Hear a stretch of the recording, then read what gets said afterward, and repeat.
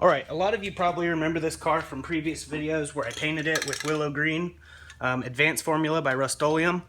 30% greater color retention and corrosion resistance. There's no clear coat on this car, it's just this paint.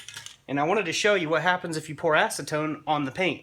Now, to prove that there's no smoke and mirrors here, here's the acetone, and here's a can of the Rust Oleum 2X, which doesn't, for some reason, it just takes it right off compared to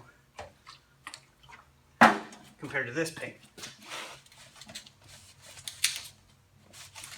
As you can see, it's acetone. Now I'm going to go to a clean spot here, and we're just going to pour it directly on to the paint.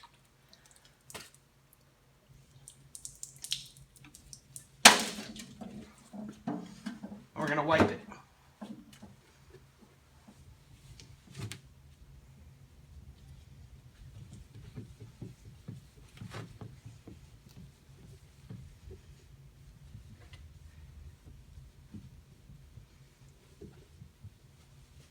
I actually got requested to do this video by a guy that was hating on me for using spray can.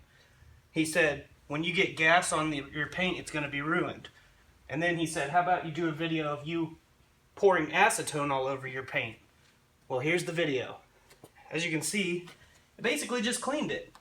Now, I don't recommend pouring acetone on your paint jobs, obviously, but if you got a little drip, as long as it's the Advanced Formula, it should hold up fine. So I'm extremely impressed. It's just normal acetone, got from Walmart. I was kind of actually hoping it would take the paint off because I'm trying to get all this paint off for a video I'm doing right now, which you guys will know about later.